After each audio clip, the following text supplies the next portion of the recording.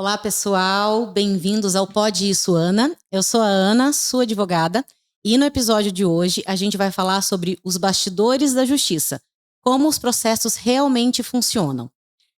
A necessidade que a gente tem de buscar direitos, ela está no nosso dia a dia. Mas como que funciona o processo na prática? Muita gente não sabe, né?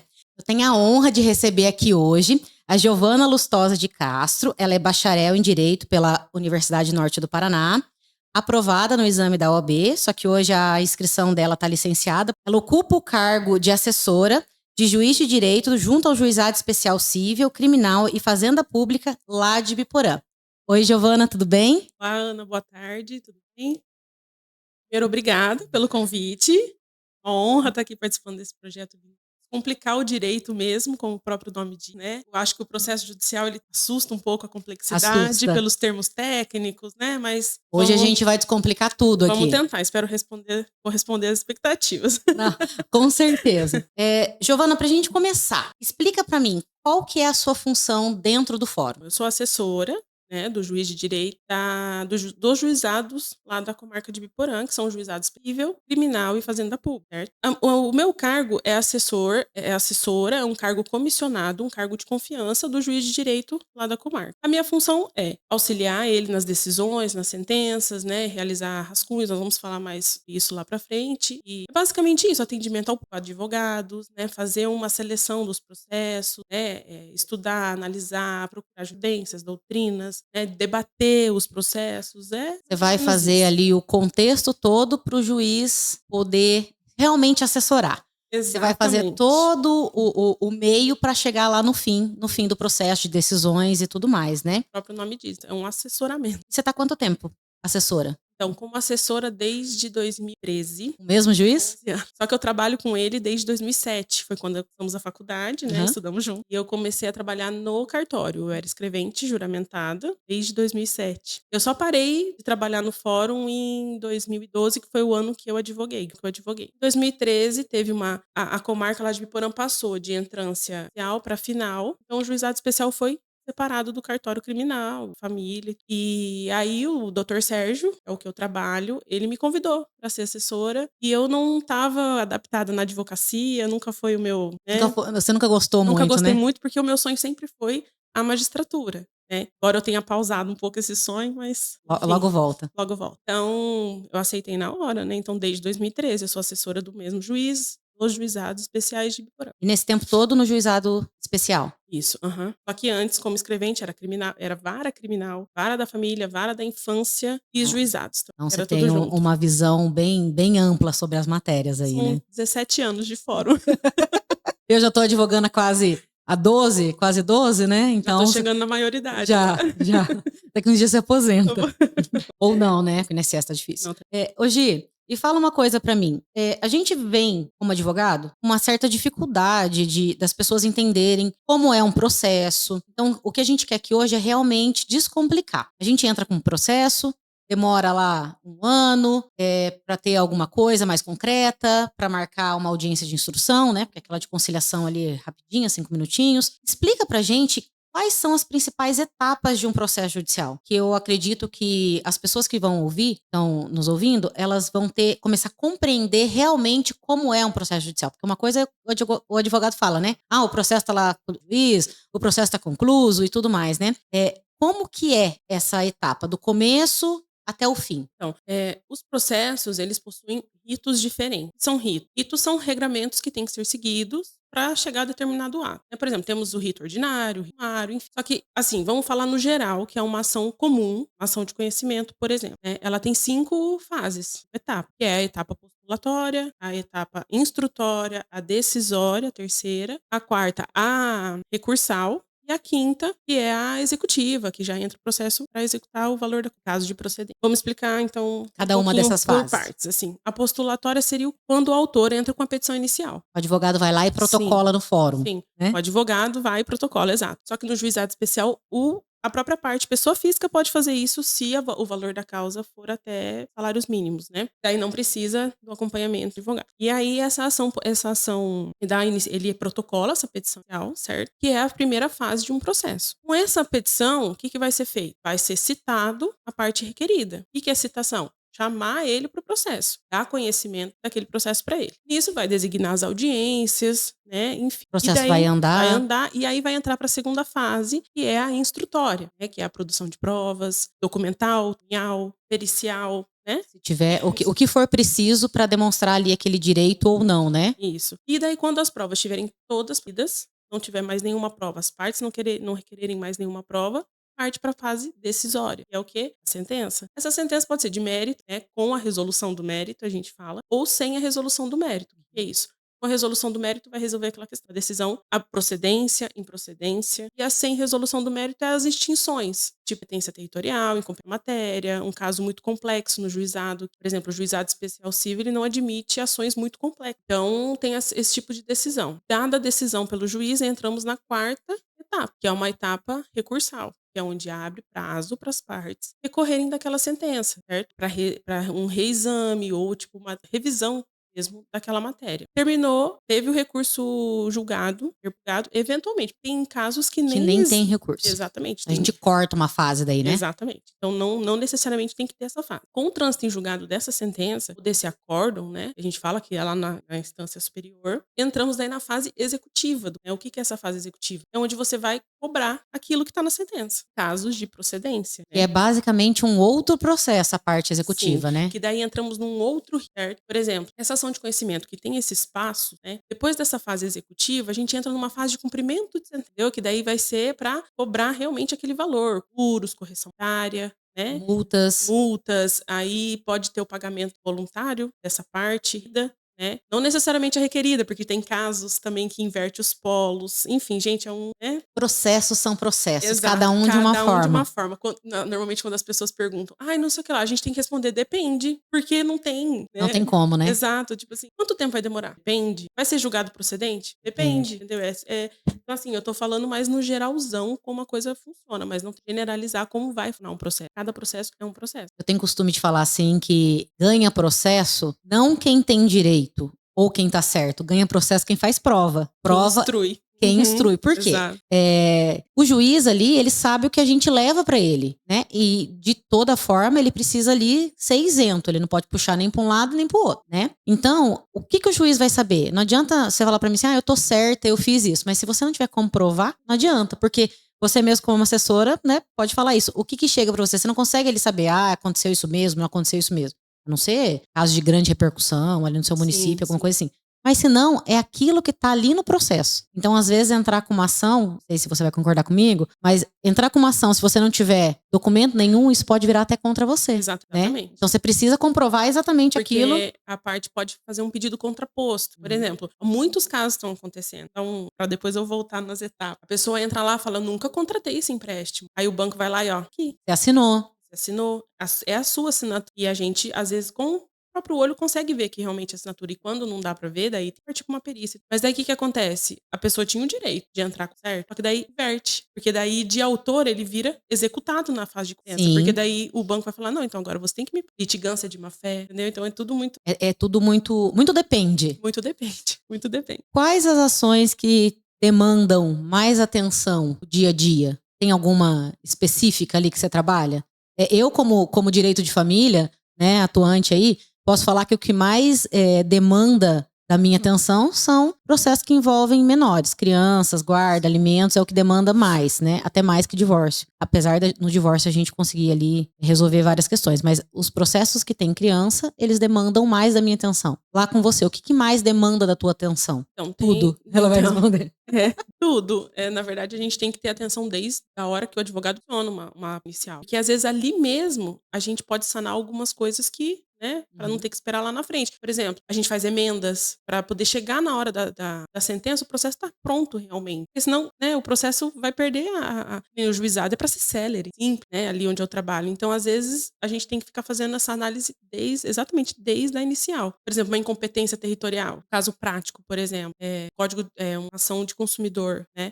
A pessoa mora em Londrina e ajuiza essa ação em Ibiporã. Competente. Então, a gente tem que analisar desde o começo. Claro que tem aqueles processos que quando você vê que tá com... dá até um arrepio, assim. A gente fala que lá a gente tem processos processos debutantes, né? Que estão a vida toda, né? 15, 18 anos num juizado. Tem algum Entendeu? processo de quando você entrou que você tá levando até hoje? Com certeza. Ontem mesmo eu tava mexendo no processo de 2008. Pra vocês Entendeu? verem. Que são, assim, processos que daí já estão em fase de cumprimento de sentença, aí fica leilão, sabe? Para encontrar Procura bens. bens. Então, esses processos são os que demandam mais atenção. Porque se lá, a gente tá lá, o processo é de 2000, por exemplo, nesse, né? Se eu fizer uma coisinha errada agora, em 2024, anula muita coisa. Então, assim, às vezes a gente tem que olhar o processo inteiro para poder fazer uma decisãozinha. Então, assim, esses daí dá um pouquinho mais de trabalho. Vocês entendem por que o processo é longo? Não é só por culpa do advogado, porque quando chega pra gente, a gente tem ali, a gente tem um prazo ali curto para cumprir, né? E é muito difícil você ver um advogado perdendo prazo por bobeira, né? A gente fica em cima, pelo menos quem é responsável, os advogados responsáveis aí, a gente fica em cima. Mas é todo um processo. Eu até brinquei com uma cliente hoje que a gente tá aí quase na beira do recesso. Esse ano a gente pode distribuir ação, mas não vou falar que vai andar, porque não vai, não dá tempo. Quantos processos tem na tua vara hoje? Nossa, 10 mil processos ativos. Juizado ativamente. E é você e mais quantos assessores? Eu e mais. Então, 3 pessoas para auxiliar um juiz, um só para dar sentença, 10 mil processos. Então, realmente é. Falta de audiência. Exato. Também, lotam. Agora, final de ano, a gente fala mesmo. Porque agora, final de ano, é alvará, bloqueio de valores e tal. Nossa. A preferência para isso, exatamente. né? Explica pra gente uma coisa. Como que a sua vara, o juizado, ele trabalha? Como que funciona o juizado em si? O juizado, ele é voltado também para as causas de menor complexidade. O criminal, crimes de menor ofensivo, o juizado da Fazenda Pública. Fazenda Pública, o que é Fazenda Município, Estado, né? Então, vou entrar com uma ação contra a prefeitura. Se for no valor baixo, eu posso ir para o juizado. Até 60 salários mínimos, você entra no juizado da Fazenda. Né? Então, assim, e o cível são processos, né, comuns, fala assim, né, mais comuns, mas também com o valor da causa menor. Consumidor, execução. Isso, execução de título até, né? 40. O teto do juizado é 40 salários mínimos, né? Mas você pode ingressar sem advogado se o valor da causa for até salários, né? Só que também tem algumas ações que no juizado, independente do valor da causa, não cabe. Uma ação monitória. Tem uma lei específica, não cabe no juizado. Né? Um despejo, por exemplo, no juizado a gente só aceita despejo para uso próprio. Despejo para fins comerciais, essas coisas, cabem no juizado. Possuem leis específicas. Aí já não...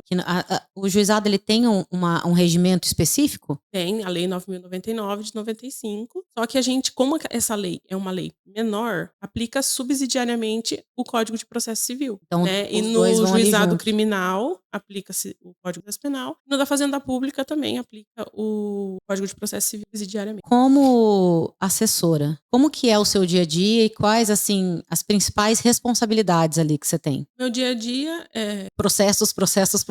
Muitos processos, toda semana muitos processos. Falo que cada gabinete tem uma forma de trabalhar. O trabalho é o mesmo, certo? Mas cada juiz tem uma forma de trabalhar. Eu já tô acostumada a trabalhar, por isso que eu trabalho, porque além de ser muitos anos, né, a gente já pega o jeitinho, assim. Mas basicamente a nossa rotina ali é na segunda-feira. Chegou o processo na segunda-feira, que o meu chefe é o seguinte: conclusões diárias só urgente. Tudo que tiver no cartório para ir concluso, vai na segunda. Tudo. Se tiver 5 mil processos, tudo na segunda-feira. Vai toda segunda-feira. E a gente tem que bater essa meta até na sexta.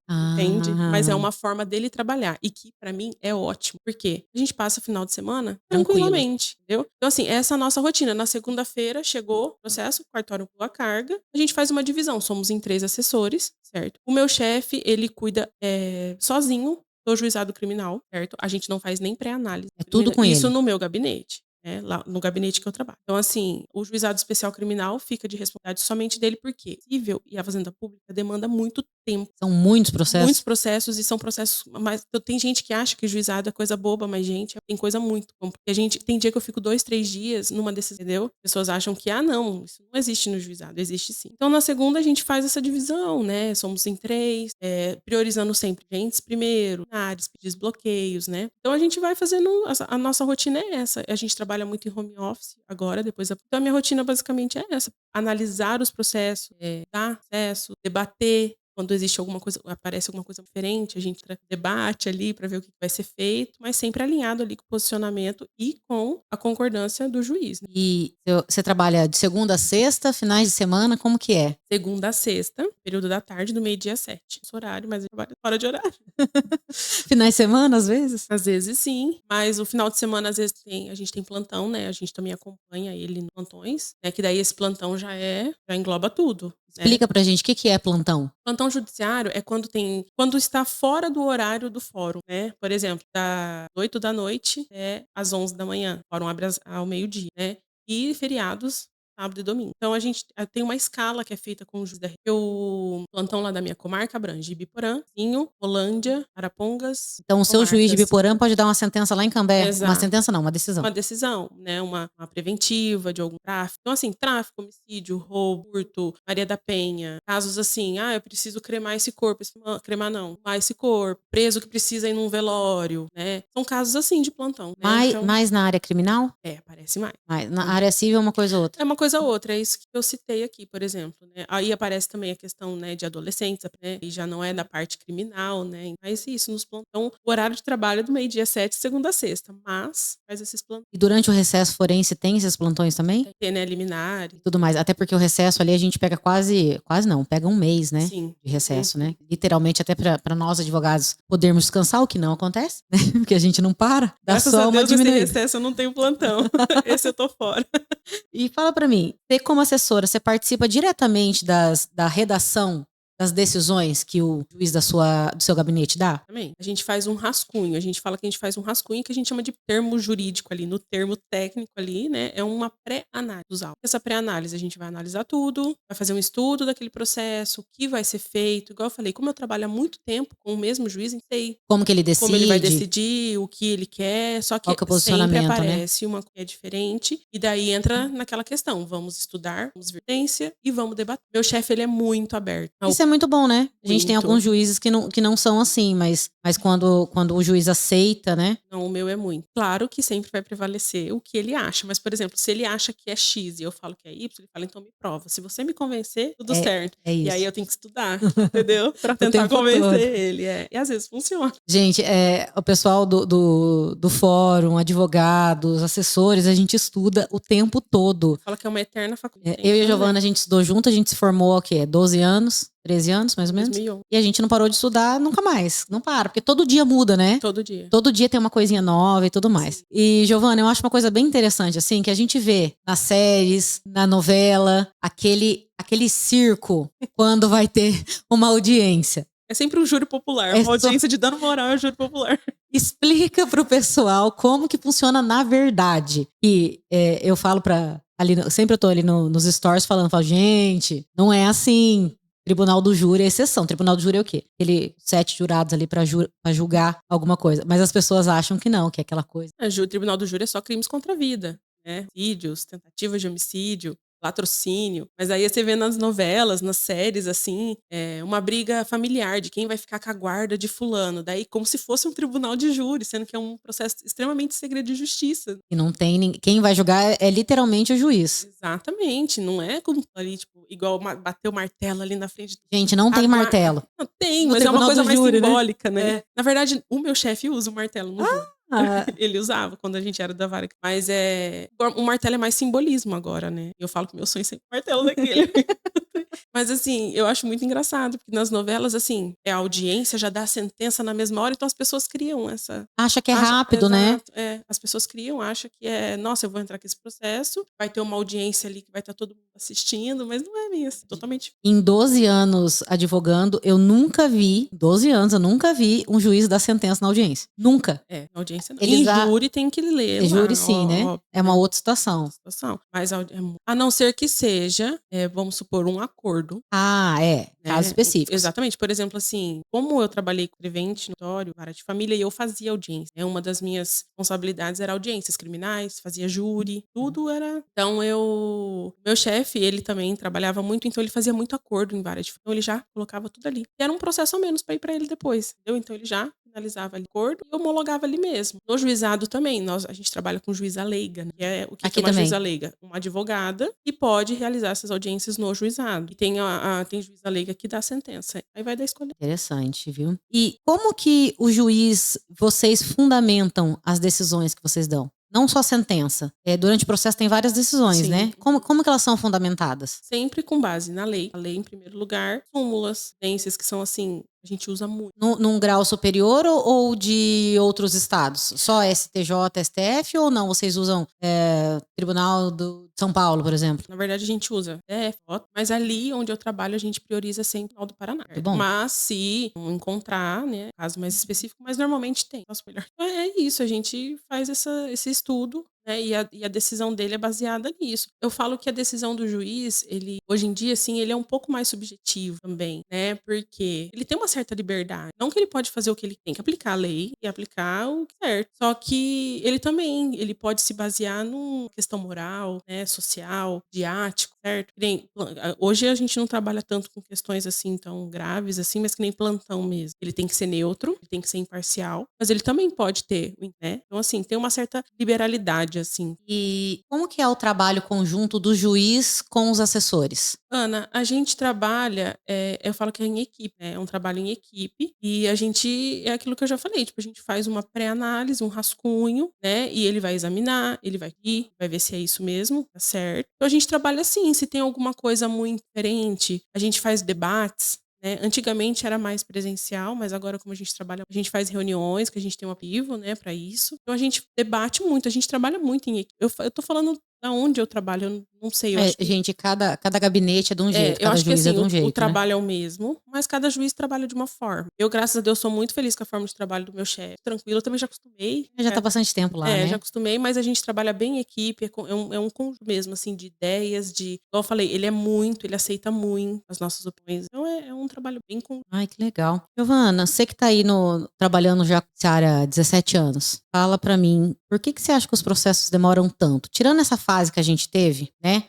As 5 fases que você explicou pra gente, tem alguma outra coisa que faz o processo demorar? Por exemplo, você tem um de 2008 lá. Processos tão antigos. Por que demora tanto? Então, eu acho que os processos hoje estão demorando mais pelo volume que aumenta. A gente precisa 10 mil processos para um juiz. A gente precisa dar atenção para todos os processos, né? Só que tem processos que demandam mais tempo porque é dificuldade de encontrar bens. Às vezes é uma dificuldade de fechar um acordo. Uma pessoa não quer perder, outra, sabe? É uma briga de dificuldade, acho que inclusive até de encontrar outra pessoa em alguns casos, né?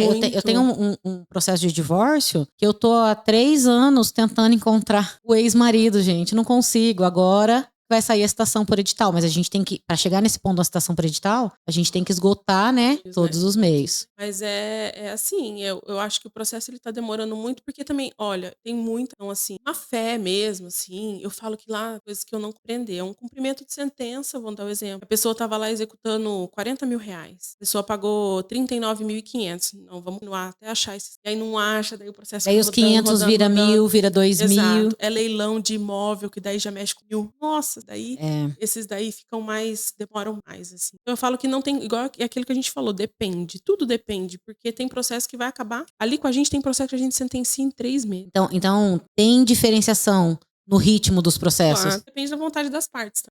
Se ele estiver bem instruído, for fácil achar bens no nomado. A gente passou todo o processo, fez todos os ritos, veio a sentença. Eu discordo daquilo que o juiz determinou ali. Você vê que compensa recorrer? O tribunal reforma com facilidade, não reforma, ou é só uma lentidão maior para encerrar aquele processo? Depende. Gente, assim, sempre depende, gente. Assim, claro que tem gente que recorre para atrasar. Por exemplo, tem casos que, assim, se o tribunal for reformar, vai reformar, por exemplo, o dano moral vai diminuir. Mas tem gente que recorre exatamente para atrasar o pagamento, para atrasar aquele Enrolar o o processo. processo, exatamente.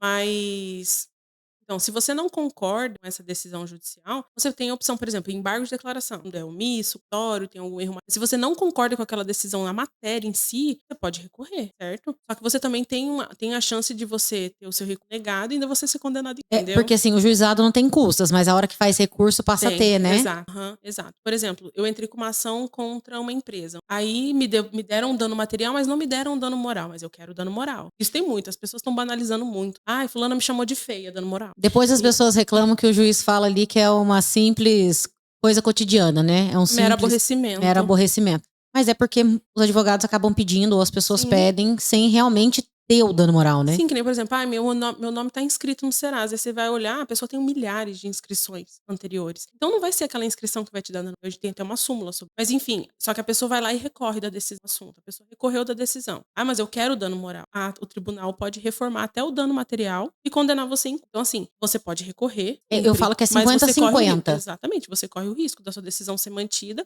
ou não, ou ser modificada. E quanto tempo depois que o processo vai para o tribunal que volta em geral? Ana, é mais rápido do que, o andar regular do processo ou não? Não tem como saber, não tem como, porque vamos colocar aí 5, 6 meses, mais ou menos, pra voltar. Da decisão, no caso do normalmente isso, uns 4, 5, depende. Eu falo que é até engraçado quando a gente fala depende. Não, mas depende pra tudo, porque né? Depende, não tem como a gente estipular prazo. Eu acho que até vocês, advogados, Sim, a gente não consegue. chega e fala, quanto tempo? Não dá, porque não depende da gente, né? A gente tem uma base pelos outros processos que a gente já viu, mas não quer dizer que vai acontecer. Que vai ser igual. O que eu vejo bastante é, por exemplo, as pessoas pegam essas ações em massa. Agora, por exemplo, é RMC. RMC é uma ação em massa, né? A Giovana explica pra vocês o que é RMC. Daí a gente tá ali, daqui a pouco para de julgar todos os processos para esperar o STF fazer um julgado só que vai valer para todo mundo. Isso a gente pode ver em muitas ações, né? Da Oi, ações da Oi, ações. Eu quase não faço consumidor, mas se eu não me engano, eu tenho uma ação da Oi de 2010. Suspenso, aguardando julgamento. E daí, quando julgar, vai valer para todo mundo. FGTS, aconteceu isso.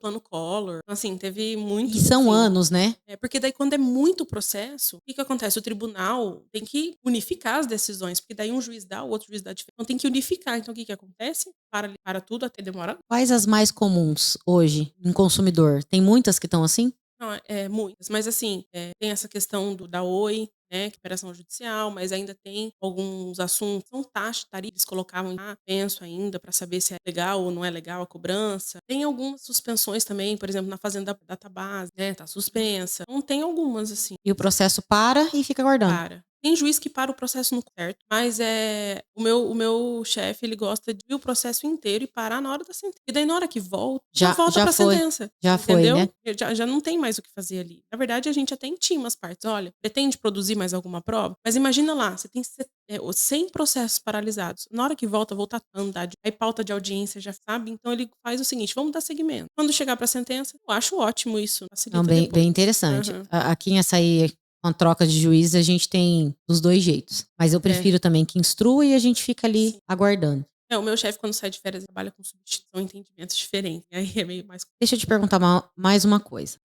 Eu sou totalmente a favor de acordo, de conciliação e tudo mais, né? Tanto que é muito difícil eu protocolar uma ação sem pedir que tenha audiência de conciliação. E passo isso, inclusive, para o meu cliente. Quando as partes fazem acordo, mesmo que uma cede, a outra cede, porque para ser acordo as duas tem que ceder, senão não é acordo, é melhor do que um juiz da sentença. Porque quando é o juiz que vai dar sentença, a gente nunca sabe o que vai vir. Pode ser desfavorável para as duas. Exatamente. Então, eu sempre falo que, principalmente no direito de família, é sempre melhor você decidir o que você vai fazer da tua vida, né?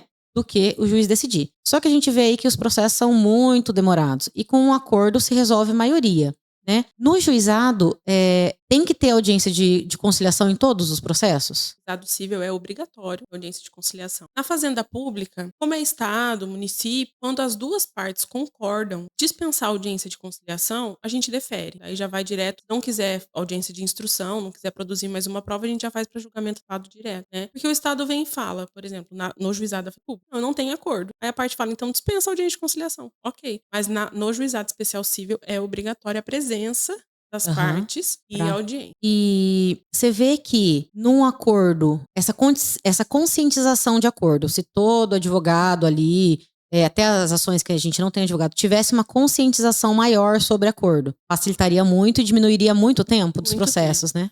Eu acredito, Ana, que diminuiria o tempo do processo e diminuiria o volume de processo. Porque você pode fazer um acordo extrajudicial, entende? Só que as pessoas gostam de entrar com a ação, É que né? elas querem ganhar, ganhar, ganhar, ganhar. Exato, vira uma briga, assim. Então, assim, às vezes é muito mais vantajoso você fechar um acordo em determinado caso do que ir para uma sentença, né? Que pode demorar e que pode ser reformada, que pode ser julgada improcedente. A gente vê, por exemplo, o caso de entrar contra uma empresa, por exemplo, e a empresa entra em contato com a parte autônoma. Olha, vamos propor um acordo. Não, não quero. Por quê? Porque acho que vai ganhar muito mais no dano moral, entendeu? E às vezes não ganha nada. No episódio anterior aqui, eu conversei com a doutora Suzane, e a doutora Suzane veio falar com a gente sobre negociação. E realmente ela falou isso. Numa negociação estratégica, eu ganho, você ganha, e lá na frente a gente ganha junto, né? É o meu posicionamento também. Aí que entra também aquela questão da banalização do dano moral que você... Falando nesse assunto, nesse aspecto. Muito. Ai, nossa, fulana me xingou. Lá entra a ação. Aí a gente tenta um acordo, eu não quero a aquela... Sabe assim? É umas coisas que Às vezes é mais picuinha do que direito em si. Aí ocupa tempo de assessor, tempo de cartório, tempo de juiz, falta de audiência, entende? Tempo do advogado. Tempo do advogado. Então, assim, mas o advogado ainda tá ganhando em alguns casos, né? Mas assim, a gente fala, meu Deus, tipo, eu falo que é um direito, cidadão. Direito de ação, você tem direito ao judiciário. Só que tem gente que leva meio que na brincadeira. Abusa. Na vara que você trabalha, ou nesse tempo todo que você tá dentro do fórum, você trabalhou com processos midiáticos que demandaram, assim, uma questão emocional maior? Como que você trabalha essa parte? A gente vê muito isso no direito de família, né? Mas acredito que ali numa questão civil ou outra, ou criminal até, tenha também, né? Então, casos mais assim, hoje em dia, mais em plantão judicial. Mas na época que eu trabalhava no cartório, na infância, assim, casos, criança foi retirada do lar, bernes na cabeça. Não, esse caso, assim, mexeu muito, muito mesmo, assim, forte. Casos midiáticos que a gente tem que ficar lá na porta do fórum, tentando apaziguar os repórteres enquanto o réu sai pelo fundo, assim, é muita coisa. Lidar com questões, assim, de homicídios muito tristes, né? Esses dias mesmo teve um no plantão, assim, que foi terrível. A gente mexe muito com Maria da Penha, então tem casos, assim, muitos, assim. Então a gente tem que lidar com a maior neutralidade, parcialidade, mas é aquilo. A gente também tem que levar um certo valor moral, né? Não tem como, né? Então, assim, tem que lidar da melhor forma possível, porque a gente não pode fazer nada a não ser tentar, né? Vamos supor o caso dessa criança. Vamos retirar do lar. O chefe fez, vamos do lar, vamos colocar uma família substituta. E eu não tinha condição de manter a menina ali. Foi coisa assim, de um dia. Então, assim, são casos que mexem muito com a gente, mas tem que tentar resolver, né? Resolver. Acho que daí até quando você consegue dar uma sentença ou ver aquilo ali, acho que até dá um alívio. Sim, mas já teve vários casos. Sorteio de jurados, cante da cidade, e ele falava, me dá ali. Não, assim, vários, eu já passei por vários. Não, situações engraçadas, por exemplo, fazer audiência. Audiência é uma comédia. Era uma comédia. Audiência de juizado, criminal. E audiência de família, E audiência de família, assim,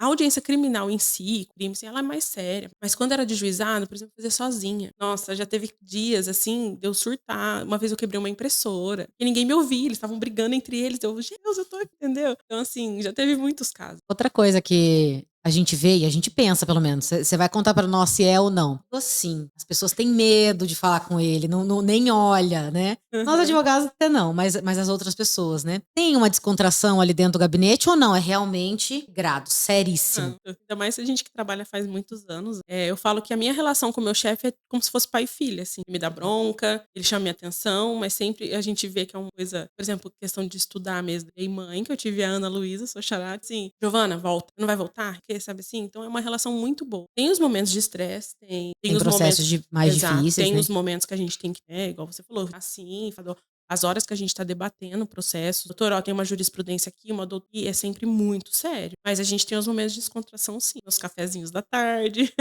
Isso é bom, isso é bom. Giovana, outra coisa. Você falou aqui que você quer estudar, você quer magistratura, né? O que você aconselha para quem quer começar? Começa como assessor e para ter certeza. Eu falo para todo mundo que tem que fazer estágio no escritório. Eu nunca quis fazer estágio no fórum, por exemplo. Nunca quis ser assessora. Mas eu sempre quis advogar, era uma certeza que eu tinha. Só que eu falo para todo mundo que tem que tentar os dois lados, pra você saber ali o que você quer. O que você dá de dica para quem quer seguir ou assessoria ou magistratura? Então, eu comecei na assessoria exatamente porque eu não gostava de advogar, porque eu sempre quis a magistratura, sempre quis ser juiz. Eu falo que não fala melhor. Tá vivendo ali na prática o que você sonha em ser. Tá ali, vendo como funciona, e é um trabalho realmente de um juiz, assim, qual é a dificuldade. dificuldade, né, o que tem que ser feito, como fazer uma sentença, porque eu acho que isso ajuda demais para quem quer seguir. Eu, igual eu falei, eu dei uma pausa, eu dei uma pequena pausa, pequena não, já 4 anos, desde quando a Ana nasceu, mas eu pretendo voltar, eu acho que nunca é tarde. Eu falo nunca é Não, tarde. nunca é Só que tarde. tá muito difícil, né, tá cada A dia. concorrência cada vez maior e as provas cada vez mais difíceis, Não, né? agora você tem que passar numa prova nacional para você começar, entendeu? Então, assim, mas eu acho que quem quer seguir a carreira da magistratura, eu acho que a assessoria é o melhor caminho. Claro que se você tiver um outro emprego, por exemplo, tem muitas pessoas que tem um colega meu que passou em Santa Catarina e ele trabalhava no cartório como técnico.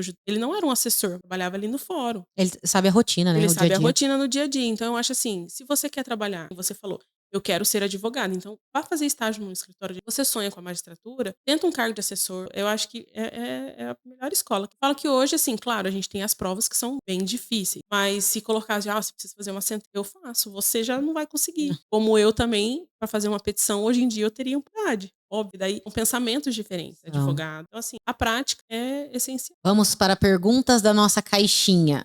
Giovana, a gente tem pergunta aqui dos nossos seguidores.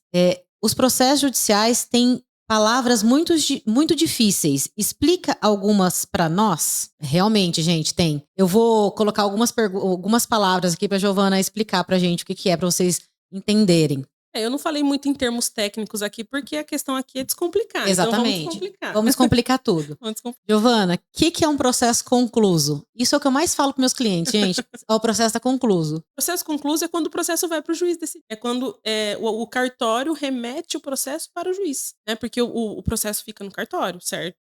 Antigamente, quando era físico, ainda tinha cargas de juiz, promotor, mas hoje que a gente tem o ProJude, exemplo, quando você fala o processo está concluso com o juiz, quer dizer que o processo está para o juiz analisar. Você tem processo físico ainda lá no seu gabinete? Não pode Hoje ter. 100%, né? 100%. Quando eu comecei a fazer estágio era processo físico, a gente carregava de carrinho. ProJude é uma benção. Eu falo pros estagiários hoje lá, vocês estão no céu, que antes era bate-carimbo, data, nossa, trabalho de... O que é o trânsito em julgado? Trânsito em julgado é quando tem uma decisão terminativa no processo e essa decisão não tem mais como recorrer, perde o prazo, acabou o prazo, né? Até quando a pessoa recorre, daí lá no tribunal ele tem um julgamento, passou desse prazo também, trânsito em julgado. Trânsito em julgado... Errou. O que é citação? Citação é chamar para o processo a parte contrária, a parte requerida, a parte ré, né? Por exemplo, eu entro com uma ação contra você, só que você tem que ser citada, tomar conhecimento que aquela ação existe. Então, isso é chamar a pessoa... Como que é feita a citação? Carta, né? Mandados, WhatsApp. O WhatsApp, ele ajudou muito, principalmente nessa questão, né? A questão tecnológica ajudou muito na IFES, assim. Eu acho que... o processo é demorado,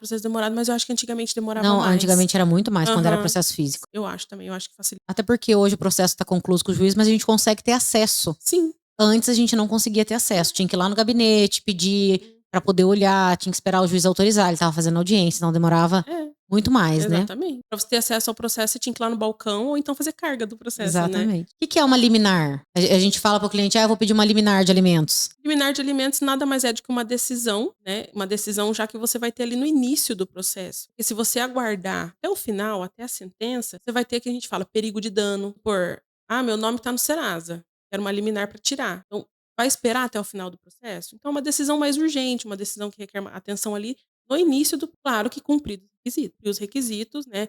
Probabilidade do direito, um perigo de dano, para você poder ter essa liminar. Mas é uma decisão, seria a decisão final, mas que você antecipa parte dela ali. E pode ser revista? Pode também. Não quer dizer que eu consegui eliminar, que lá no final do processo... Pode revogar. Por exemplo, se você conseguiu uma liminar, igual eu te falei da inscrição, né? Órgão de proteção ao crédito. Você conseguiu lá a liminar, só que o processo no final vai ser julgado em revoga, porque aquela inscrição não foi retirada, ela foi suspendida. É uma decisão, assim, que pode ser reversível. Você não pode dar uma liminar de uma coisa que é irreversível, né? Então, tem que sempre pensar na questão da reversibilidade aí. E é uma realidade. Principalmente a gente vê isso em processos previdenciários, né? Às vezes concede. Não mexo muito, mas às vezes concede ali lá no final, não. Tem uma pergunta aqui, Giovana, que eu faço para todos os meus convidados.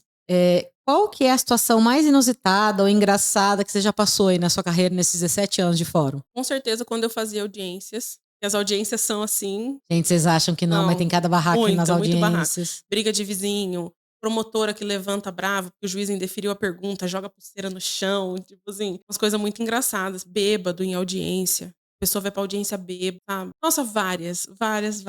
Todo dia tem um. Todo dia era uma emoção, assim. Todo dia eu falo que quando eu fazia audiência, principalmente de juizado criminal e família, todo dia era uma emoção. Assim, como já faz bastante tempo, faço mais audiências assim, eu falo que nem tem como lembrar uma específica, assim, pra você, porque são muitos casos. Bom, gente, a gente cobriu, acho que bastante aqui, a gente conseguiu descomplicar como é um processo, não vou falar quase todo, né? Mas acho que vai auxiliar bastante. E deixa pra mim uma dica do que a pessoa não deve fazer durante um processo judicial. Isso é muito importante, vocês prestem atenção, é que quem decide junto com o juiz ali, quem que auxilia o juiz é ela, viu? Olha, eu acho que o que não deve fazer, falo que é o famoso encher linguiça, né? Acho que tem que ser, assim, objetivo, né? O que eu acho que, assim, que mais atrapalha num processo é deixar ele mal instruído, né? Uma má instrução, uma litigância de má fé, assim, que eu acho que não deve, sabe? Banalizar o judiciário, assim. Não, vamos brigar mais um pouco, sabe? Vamos tentar resolver, né? Porque tem casos que é nítido que a pessoa tá querendo atrapalhar o processo. Então, acho que isso, assim, não faça. É um desgaste, né? É um desgaste pra para todo todo mundo. mundo. Então, assim, ao invés de falar não faça, vamos falar faça. Instrua bem o processo. Entre com um processo que realmente, né? Tenta resolver administrativamente primeiro, mas não é que quero dano moral, vamos entrar.